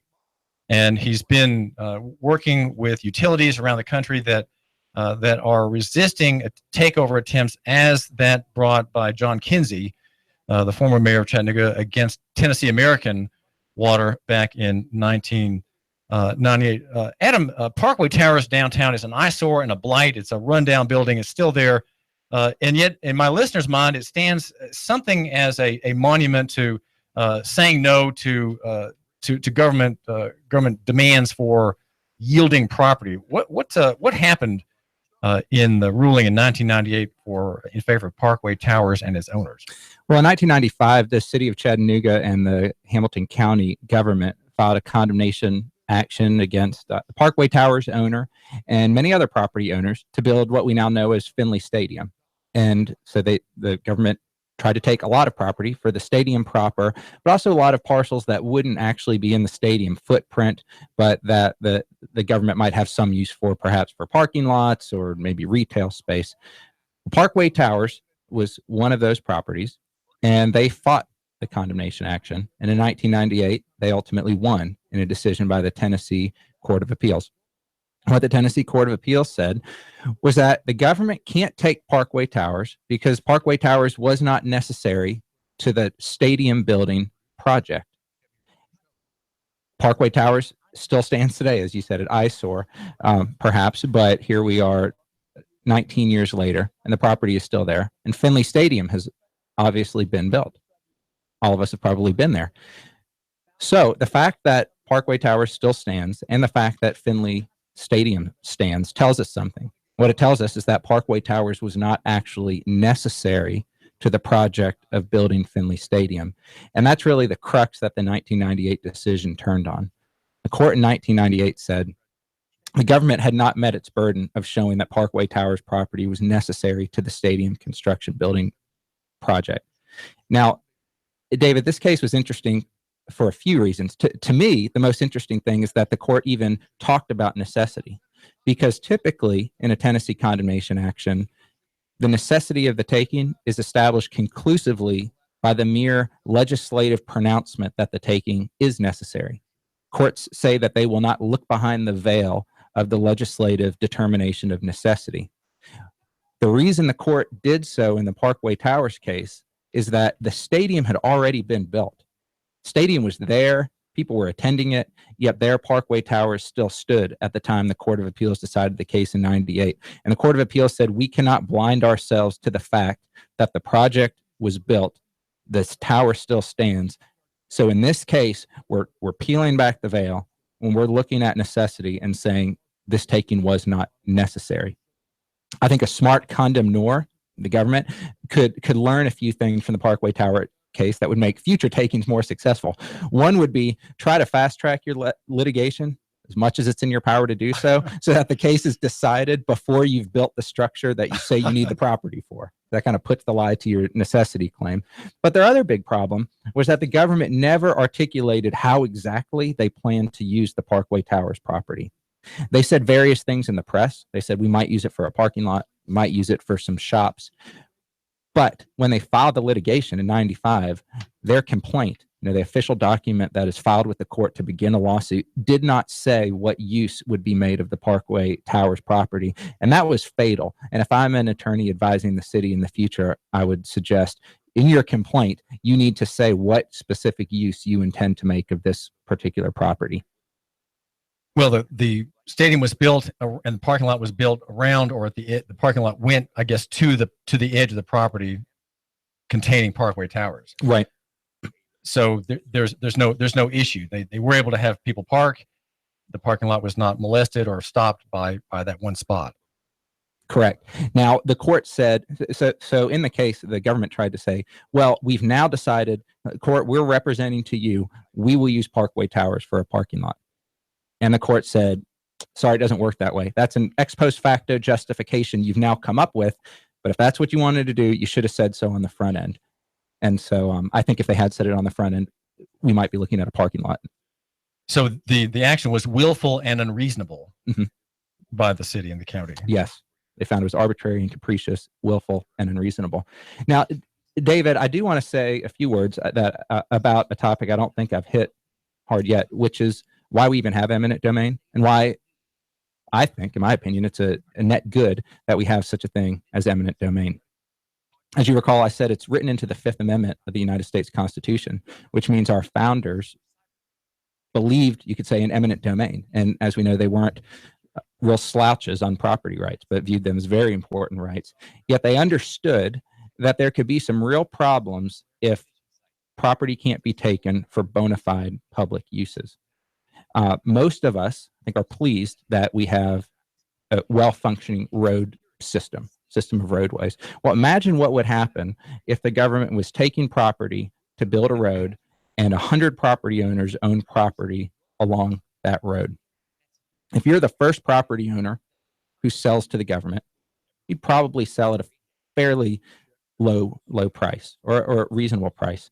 But what if you're the 100th? What if 99 property owners have sold their land, the government's got their bulldozers ready, their pavers ready, they're going to build this road, there's just one guy left who they need to have him agree to sell his property to them? Well, he may very well decide not to sell to them and be what we would call a holdout. The problem of the holdout, he could command non-market prices for his property because he's essentially holding this public project hostage. And so to avoid that situation, that's the reason we have eminent domain, and it's to be for public uses. And the heartland of public uses would be things like building a road, building a drainage or irrigation system. So let's just take this example further, Adam Sanders. If you didn't have eminent domain, that one landowner with his house and porch, and he's got some trees in the front. He has a little building on the side where he parks his car. He has another little outbuilding where he does his carpentry work. He could say no, and the highway people would have to decide what to do. They would have to say, okay, well, we're going to have to build a bridge over that part of the land, right? Which would be a great expense, $10-20 million to have a bridge over the foot. You might see the nose of his lot, right? The one that's abutting the road. They'd have to build a bridge over it, or they would have to say, okay, well, we can't make this man sell. He's going to hold out for $1 million, and we just can't afford that. So what we're going to have to do is we're going to have a merging down from 3 lanes to 2 lanes at that point. Now that means, of course, that there'll be accidents, mishaps at that point. It's an arbitrary, and then it goes for 400 feet, and then it's back to 3 lane again, right? Right. So because he won't give in, we have to have a constriction of the traffic in an area that's experiencing growth. Yeah, or we go around as traffic, so now the road, instead of being a straight shot, has irregular directions. Or think of power line easements. TVA condemns power line easements so that they can run transmission lines to new communities. And if we had that holdout problem, their power lines could have to be making strange zigzags, costing a lot more money instead of just taking the straight shot to where they need to go. Well, let me think of Hickson Transmission over here on Hickson Pike, and Speedy's Oil Change. This of course is a developed area, but let's just say that Hickson Transmission was in a more open place and not all developed, and there the man who's got a small lot is crowded with cars. I've been in there and I've had to kind of struggle to find a place to park. He's facing condemnation. Okay, well, we're widening this Hickson Pike here, sir. Chuck, and we're going to have to, we don't want just an easement. We want to actually take the front of your lot. And let's say Chuck uses that space to park about 6 or 7 cars. And if he doesn't have room for those 6 or 7 cars, you can't enter his lot to do business. That's a great point you bring up. Okay. And I'm glad you brought that up. Well, talk about Hickson Transmission's problem. If it can't deal with it, how is Chuck going to be compensated? Does he have to buy land? There's no land around him for sale. Next to him is Abba's house. It's got a parking lot. To the other side, there's a business. there's a restaurant, there's no place he can expand or to which he can expand. So how does eminent domain account for his losses if his whole front, the nose of his property is chopped off? Yeah, so if the nose of his property is chopped off and he can't park enough cars, he, as you said, could try to look for other solutions, but it may be the case that there just aren't other solutions. And so what that means is that his business will suffer a diminution in value. He either can't service as many cars as he would have beforehand, or he loses customers because there's no place for them to park. And so thankfully, the eminent domain doctrines, particularly the doctrines concerning just compensation, have developed to recognize that the just compensation a landowner is entitled to is not just the value of the land being taken. You think of that positive value of the land being taken, but also the negative value that his remainder suffers. So he lost part of his land, fee simple property that has a value, but an appraiser, a business appraiser, will be skilled in looking at the finances of Chuck's business and determining how much less his business is worth now that it has inadequate parking. And that diminution in value will be tacked on to the value of the actual property that's being taken. Well, how does that business analyst evaluate Hickson Transmission and Speedy's oil change, the quick oil change place? How's that done? Okay, so if he loses the space for 6 cars and he's already got a very choked parking area, how does someone estimate that 10 years out there? Let's say Chuck has to park cars in another lot that requires a mechanic to get into a car and drive over to that lot, or 2 of them, to get the car and then drive back with the one that's being repaired, or towed back. I mean, think about that. You have a car that has to be towed from another lot distant from Speedy or Hickson Transmission, and it's towed in. Would all those kinds of trips be monetized, Adam Sanders? They would. Strange as it may sound, there are expert business appraisal evaluators, and my firm, we hire them often.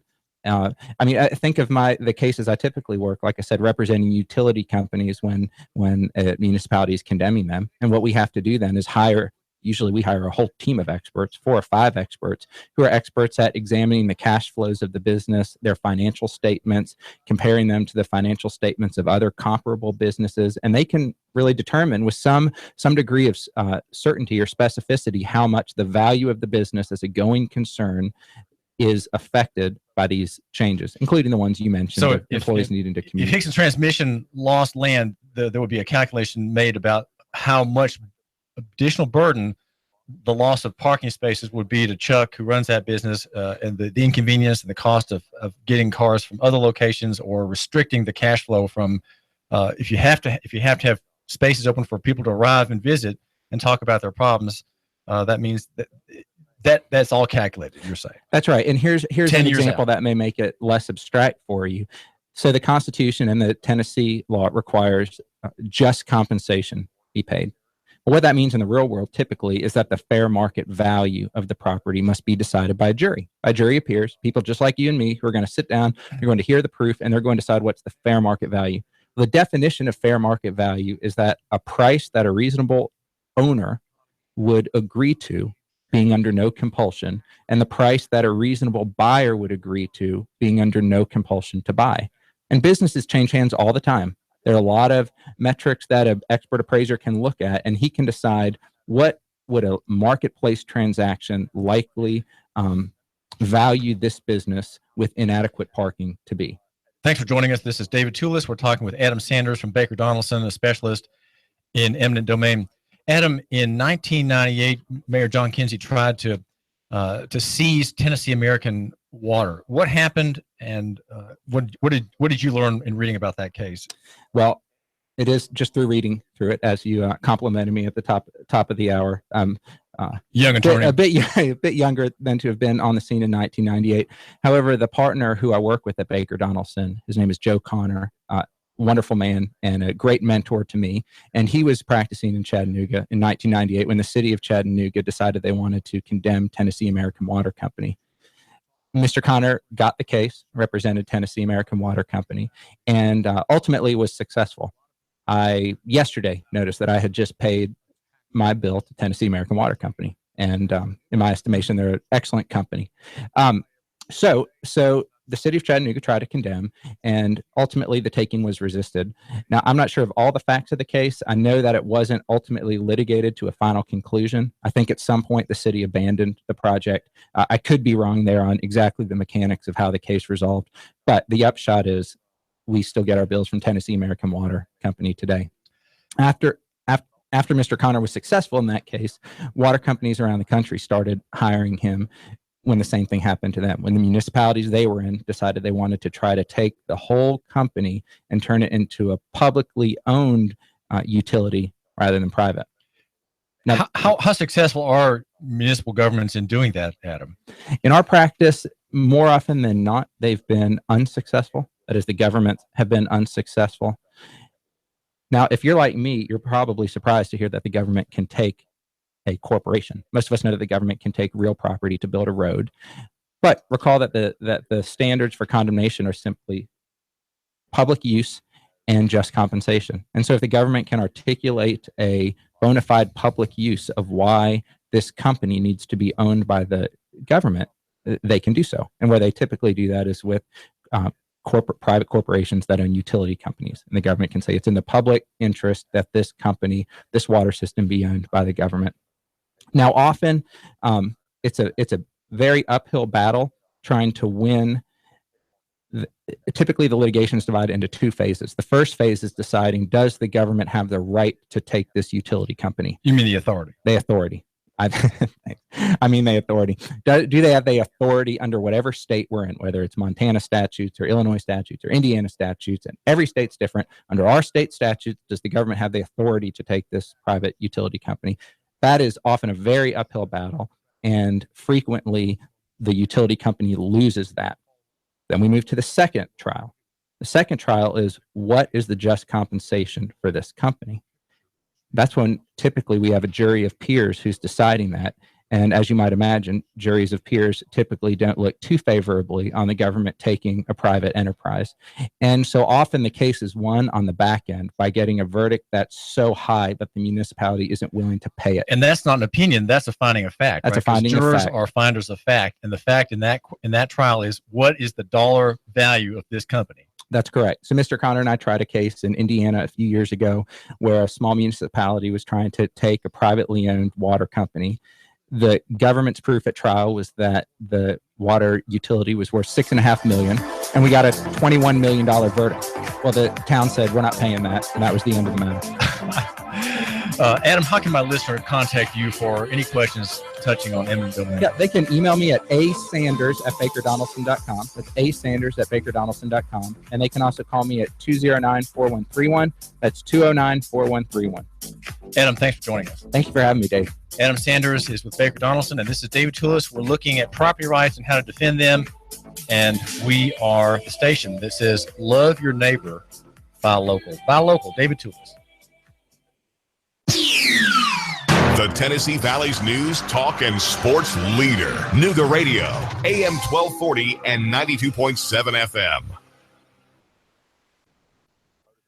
Got vacation plans? For four-legged family members left behind, the Inn at Wolf Teaver has a deal for you. Book at least 3 nights in an Inn Classic or a preferred suite. Get a night free. That's right, 1 free night. These suites are truly doggy-sized hotel room. And next door, Wolf Teaver Pet Hospital will give all required vaccinations and testing 30% off. Time limited to plan your doggy's stay. Conditions apply. 344-1913. WolfTeaver.com. He stole out so much cash, such a huge amount of cash, that he's become a national star. Rick Davis. You know the story. Cash, cash, cash, and more cash. People can't believe it. They want to see it. And now Rick Davis has a new TV show. National TV, USA and Canada. He's got the gold and silver, diamonds and rings. You get dizzy just thinking about it. Rick's selling. Rick's buying. Cash, cash, cash, and more cash. And now a mountain of cash catching the Hollywood spotlight. You know where it is. Brainerd Road, Rick Davis, Golden Diamonds. Cash, cash, cash, and national TV cash. That's really big. Everyone wants to see it. Money flying out the door. Rick Davis is America's jeweler. It's better than Hollywood. It's right here. Cash, cash, cash, and more cash. Rick Davis, Golden Diamonds, Brainerd Road. You love me. You really love me. I've been a customer at SNS 14 years. It's way out of my way, but I'm well treated. I believe what I'm told. Price is reasonable. David Tulis here. Make an SNS appointment today. This week, get $50 off any 30,000-mile service or timing belt repair. And get a free combat knife as a gift. SNS Auto Repair specializes in Toyota, Lexus, Honda, Acura, Scion, Nissan, and Infiniti. 6-time winner of Best of the Best award in the Times Free Press. 855-3436. ssautorepair.net. 855-3436. What kind of name is Herb Garanzi? Anyway, Herb builds storage sheds. He's an Apison, you can call it. His sheds are cheaper than other people's. And the surprise is, when you go and look at them online or in person, they're sturdier than the other guys. Local economy at its best. Not shipped in from a factory in Minnesota or somewhere. Herb delivers. He'll set it up for free. Up to 12 by 24, starting at $900. Blue, green, yellow, you name it. Pick a metal or shingle roof, and metal corners are standard. Make a Herb's Yard Barn bump resistant. The skids underneath, not 4x4, but 4x6, 6x6. On top of that, inside, extra beams for sturdier construction. Apison 503-3741. Apison 503-3741. On the keyboard, herbsyardbarns.com. herbsyardbarns.com. Your marriage is over. You've been abandoned, betrayed. You're angry, shattered, and heartbroken. Don't go it alone. When you are facing divorce, you need an experienced advocate to help protect your rights in future. And you need it from a man with a sympathetic heart, but a hard nose. Attorney Clay Whitaker will fight for you in this most confusing and bitter time in your life. Clay Whitaker, 756-6400. It is Eric Jones hard into the outside wall, and they are still 3 and 4 wide. It looks like we're racing at Talladega. Caution flag is out. It looked like Denny Hamlin was trying to get by Ricky Stenhouse. Got into the back of Ricky at the line. Man, that's a close one. Matt Kenseth wins stage 1. Green checkered flag is out, and Brad Keselowski has won stage 2. Dale Earnhardt Jr.